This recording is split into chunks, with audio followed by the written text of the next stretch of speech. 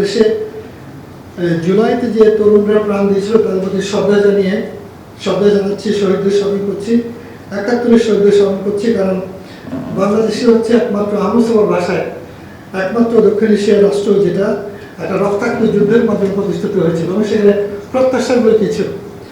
অন্যতম প্রত্যাশা ছিল আমরা একটা বেটার কান্ট্রি তৈরি করব, যেখানে ন্যায় বিচার থাকবে, সাম্যতা থাকবে, সকল ধর্ম বর্ণের মানুষের অধিকার থাকবে এবং অর্থনৈতিকভাবে স্বাবলম্বী হওয়ার জন্য শিক্ষা, স্বাস্থ্য, পরিবহন, আবাসন সব বিষয়ে একটা আধুনিক জায়গা থাকবে।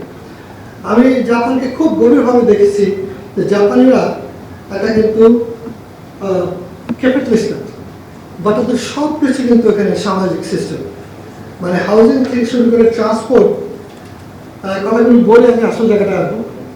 I even met with Mitsui Shipbuilding Corporation CEO standing in front of me on an urban train. তো সব করে কথা বলে না, কিন্তু উনি আমাকে কথা বলার জন্য আমাকে জিজ্ঞেস করলো তোমার বাড়ি কোথায়, আমি Bangladesh. Are you Muslim? I said yes. Have you offered you prayer? আমি তখন একটু নড়ে চড়ে বসছি যে আমাকে তুলি, বলছে যে আই সেড নো।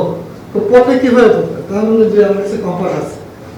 তো তারপরে বলে যে if you have time we can have a cup of coffee somewhere.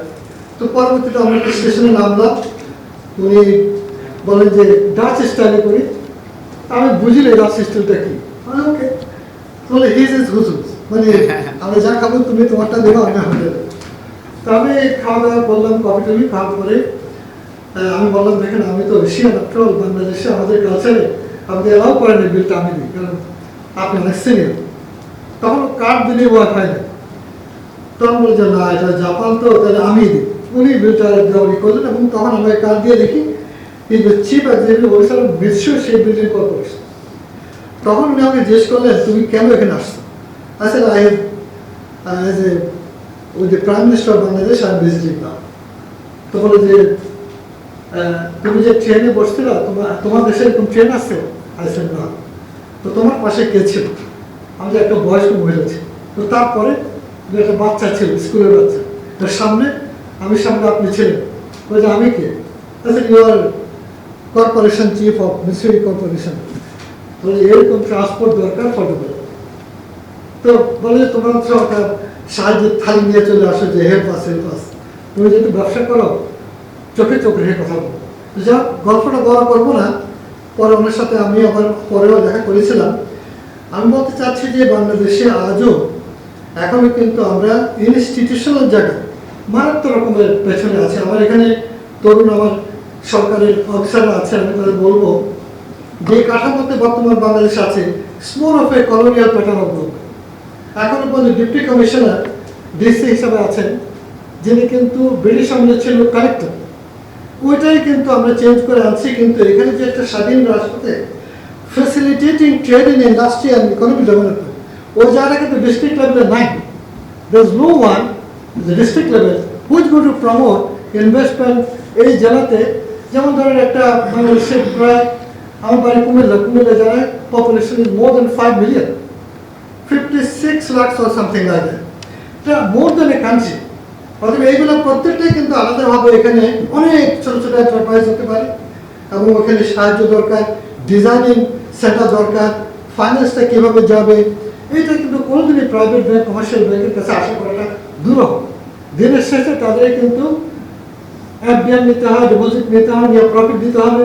So আমি মনে করি যে এটা কমার্শিয়াল ব্যাংকের কাছে প্রত্যাশা করা একদমই একটা অবাস্তব জিনিস।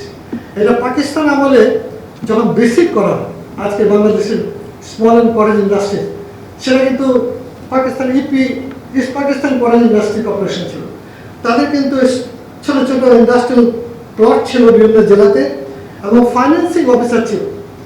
তারপরে আইপিডিসি পাকিস্তানের মনে আছে, industrial promotion development agency something like that ছিল, যেখানে গেলে পর কনসালটেন্সি সার্ভিসটা ফ্রি পাওয়া যায়। ইভেন ইন পাকিস্তান আপনি কি এখন বলতে পারেন কোথাও গেলে কনসালটেন্সি ফ্রি পাওয়া যায়? যে আমি ইন্ডাস্ট্রি করবো, কীভাবে আগাবো, শুরু করবো কীভাবে, আমার মনে হয় এখনও মারাত্মকভাবে লেকিং আছে। এবং এখন যে বেসিক আছে, এখন আমার পাশে কিন্তু এসএমই ফাউন্ডেশনের ডেপুটি এমডি এখানে আছেন পাশে। আমার প্রশ্ন আমাদের ব্যবসায়ী হিসাবে যে কেন বেসিককে, যে বেসিকের মডেলটা ছিল জাপান থেকে না, সে জাপানে কিন্তু আমি গিয়েছিলাম এবং জাপানের স্মল বিজনেস কর্পোরেশন বলতো তাদের চিফকে এনে বাংলাদেশের বিশাল সেমিনার করেছিলাম তখন আহমেদ শাহ বলদি ইন্ডাস্ট্রি মিনিস্টার কমার্স মিনিস্টার যেটা, এবং that is a very big meeting, এবং সেখানে আমরা এমইউ করাইছিলাম যে জাপানের আদলে আমরা এগুলোকে রিফর্ম করি। আনফর্চুনেটলি নাথিং হ্যাজ হ্যাপেন, এবং ওই আলোচনা ওইখানে শেষ। সে বেসিক এখন পরে আছে অনেকটা, আমি বলবো অনেকটা ইনঅ্যাক্টিভ, তার কোনো অ্যাক্টিভিটি নাই। অ্যাসেমি ফাউন্ডেশন আছে, বাট জাপানে কিন্তু ওরা স্মল মিডিয়াম কর্পোরেশনকে ঢেলে সাজিয়ে জাপান অ্যাসেমি এজেন্সি হিসাবে ডেভেলপ করেছে, এবং সেখানে প্রফেশনাল, নট দ্যাট অ্যাডমিন সার্ভিসের লোকের গিয়ে বসে করতেছে, নো, দে আর প্রফেশনাল পিপল। আপনি যাবেন জ্যাকটাতে, যদি আপনি এখানে যান, একজন অফিসার আছে, সে কিন্তু টোটাল পৃথিবীটাকে আপনার সামনে উপস্থাপন করতে পারবে ইন আ মিনিট, এত প্রফেশনাল লোক। আমি কথাগুলো বলছি আমার অভিজ্ঞতার আলোকে, আমার বয়স এখন 74 এবং প্রায় 5-4 বছর যাবত এগুলো আলোচনা করছি। অনেক ক্লান্ত, আমি হতাশ হয়নি যদিও, কেন জুলাইতে আমি আশাবাদী হয়েছি যে তরুণরা প্রাণ দিয়ে দেখালো যেন তারা পরিবর্তন চায়, বাট ইয়েট আমরা কি আমাদের লক্ষ্যে পৌঁছতে পেরেছি? আমার মনে হয় বাংলাদেশে ইকোনমিতে যে ক্রনিজম ছিল মারাত্মকভাবে, যেটা সমাপ্তি হওয়া উচিত ছিল, যে মাফিয়াজম কিংবা অলিগার্কি তৈরি হয়েছিল কি ভয়ঙ্করভাবে, যে তারা কান্ট্রির কলিজাটা ছিঁড়ে নিয়ে গেছে এবং পাচার করেছে, জেনারেল থেকে শুরু করে পুলিশের আইজি থেকে শুরু করে বড় বড় ব্যবসা থেকে আরম্ভ করে। How this country is surviving? I really wonder, just because 1.5 কোটি মানুষ বাইরে আছেন, গরিবের ছেলেরা প্রতিদিন টাকা পাঠায়, অ্যান্ড ব্লাড ইজ ফ্লোয়িং ইকোনমিতে। আদারওয়াইজ কিন্তু কান্ট্রি ইজ ব্যাংকরাপ্ট। আমি অন রেকর্ড বলছি, ভিতরে কিন্তু কিচ্ছু না। কারণ চায়নার মতো কান্ট্রিতে তারা বলছে কোট আন কোট নেকেড অফিসিয়ালস, যে ওদেরকে উন্মোচন করো যাদের ফ্যামিলি বাইরে আছে, এখানে কোনো পজিশনে আছে, whether in the government or policy level or corporation, who are they? তারা কিন্তু আইডেন্টিফাই করেছে কান্ট্রিকে বাঁচাবার জন্য চায়নার মতো কান্ট্রিতে। এবং চায়না ইজ ভেরি গরিব দেশ, দেখেছে 40 বছর আগে, তাদের most economic powerful country in the world. অর্থাৎ বাংলাদেশে যে আলোচনা আজকে আপনারা করছেন অত্যন্ত গুরুত্বপূর্ণ আলোচনা, অনেক উঁচু লেভেলে আলোচনা হওয়া যাবে, যাকে আমাদের এই এত ছোট লেভেলে না। কারণ নতুন সরকার আসছে আফটার ব্লাড বাথ, সর্ভে ব্লাডের রক্তের পথ দিয়ে, তাদের চিন্তা করতে হবে যে তরুণদের প্রত্যাশা কি। প্রত্যাশার ভাষা দিতে না জানলে, ওটা অব্যক্ত ভাষাটা যদি দিতে না জানে, তাহলে সামনে কিন্তু বাংলাদেশের জন্য ডেফিনেটলি আরো কঠিন পথ আছে। কারণ লক্ষ লক্ষ জায়গার স্টাডি বলছে 22 থেকে 25 লক্ষ তরুণ প্রতি বছর জব মার্কেটে আসছে। আপনি কতটা জব দিতে পারছেন? তাহলে কোথায় যাচ্ছে? এমনকি শিক্ষার ক্ষেত্রে আমি বলবো, এই যে লাইসেন্স দেওয়া হচ্ছে university, why should you need so many university? What for? অথচ আপনি কিন্তু, আমি এই মুহূর্তে আমাকে লোক দেয়, আমি জার্মানি পাঠাতে পারবো, দেওয়ান কোয়ালিফাইড কৃষক, যে কিনা গাছ লাগাতে পারে, চারা বুঝে, কলম বুঝে, এই বিজ্ঞানগুলো বুঝে, অনেক চাহিদা পৃথিবীতে। আপনার জাপানে লোক চাচ্ছে, সব স্কিল ওয়ার্ক চাচ্ছে। আমরা সেদিকে না গিয়ে বিশাল একটা জনগোষ্ঠীকে বিবিএমবি দিয়ে টোটাল কান্ট্রিকে লাইবিলিটিতে পরিণত করছি। ওই ছেলের জীবন, পরিবারের জীবন, কান্ট্রির লাইবিলিটি। অর্থাৎ ফিরে আসি, আমার মনে হয় আসেন এই জায়গাটা অত্যন্ত গুরুত্বপূর্ণ। কিন্তু টোটাল ইন্ডাস্ট্রিয়ালাইজেশন বাংলাদেশের যে অবস্থায় আছে, এটাও কিন্তু গ্লোবাল প্রেক্ষিতে নতুন করে চিন্তা করা উচিত, যে আমরা আমাদের সীমিত সামর্থ্যে কোথায় কোথায় ইন্ডাস্ট্রি করতে পারি। অ্যাসেমি কখন হয়? To supply chain of a large industry. और জাপানিরা বলছিল যে তোমরা গ্লোবাল লিঙ্কেজে যাও, you link yourself with the ASEAN countries, link with the Japan, link with global supply চেইনে গেলে আমাদের অনেকে গভর্নমেন্টাল, আমাদের সম্মানীয় অফিসাররা এখানে আছেন, আমাদের এখানে এখন চলছে ইলেকট্রিক ভেহিকল তৈরি করুন। টোটালি কিন্তু মিসকনসেপশন।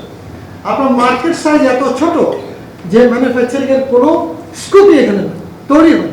যেটা হতে পারে, স্টাডি বলছে সেটা হল 3 হুইলার সো-কল্ড টেসলা, সেটা হতে পারে। সেটা একটা লক্ষ লক্ষ গাড়ি চলছে, তার ম্যানুফ্যাকচারিং কিংবা পার্টস তৈরি হতে পারে। গ্লোবাল সাপ্লাই চেইনে আমরা কি কি করতে পারি? পার্টস তৈরি করতে পারি, not the vehicle whole as a, because আমার মার্কেট এখনো 15-20 হাজার গাড়ি বেশি চলে না। ফলে এন্টার কনসেপ্টের মধ্যে অ্যাসেম্বলির জায়গায় বড় রকমের চিন্তার জায়গা আছে, ইনস্টিটিউশনালি দারুণ রকমের আমি বলবো যথাযথ ইনস্টিটিউশন নাই, basic should have been reform এবং রিস্ট্রাকচার। ইভেন আমাদের এসএ ফাউন্ডেশন যেটা করেছে এটাকে মার্চ করে, এবং মিনিস্ট্রির অনেক প্রাধান্য দেওয়া উচিত। For example minister of industry, আমি আজকে এখানে বলি what for you have the minister of industry? Is it the Minister of Industry or Development, or the ministry is looking after only state-owned enterprises? তো তাহলে তো আপনাকে বলতে হবে মিনিস্টার অফ স্টেট-ওন্ড এন্টারপ্রাইজেস। আপনি তো ওইখানে একটা ডেস্কও নাই যেখানে গিয়ে আপনারা সার্ভিস পেতে পারেন ফর প্রাইভেট সেক্টর। এবং আমি অন রেকর্ড এই কথাগুলো বলছি, আপনারা সবাই চিন্তা করবেন, এটা কিন্তু বাংলাদেশের বাস্তবতা। বলা হচ্ছে মিনিস্টার অফ ইন্ডাস্ট্রি, কিন্তু কেন? অলসো ইন্ডাস্ট্রি পারমিশন নিতে গেলে আপনি যেতে হবে বিডাতে, তাহলে বিডা আবার আন্ডার প্রাইম মিনিস্টার অফিস। তার মানে এখানে অনেক মিসম্যাচ আছে, যেগুলো অনেক বলা হয়েছে। আমি যেহেতু বহু বছর যাওয়াতে স্টাডি করেছি, ঘন্টার পর ঘন্টা বলতে পারবো উইদাউট এনি সম রিটেন স্টেটমেন্ট, কিন্তু আনফর্চুনেটলি কিছুতে কিছু হয়, কারণ সরকারের আকারটা ওরকমই রয়ে গেছে। তারা মিনিস্টার অফ ইন্ডাস্ট্রিকে যে রিফর্ম করা উচিত ছিল, কমার্স যেমন জাপানে minister of economy and industry, বিশাল একটা মিনিস্ট্রি যার মধ্যে সবগুলো একসাথে আছে অ্যান্ড হাইলি প্রফেশনাল পিপল আর দ্যাট। একজন অফিসারকে যেমন একজন ডিপ্টি সেক্রেটারি আছে, ওনাকে যদি আপনি ট্রেন আপ করেন টোটাল ইউনিভার্সিটিতে, তাহলে কিন্তু he will B a professional. But কালকে যদি উইমেন অ্যাফেয়ার্সে পাঠিয়ে দেন, কী দরকার? এটা কিন্তু এখানে বাস্তবতা বাংলাদেশ বলছে। অতএব আমার মনে হয় আমি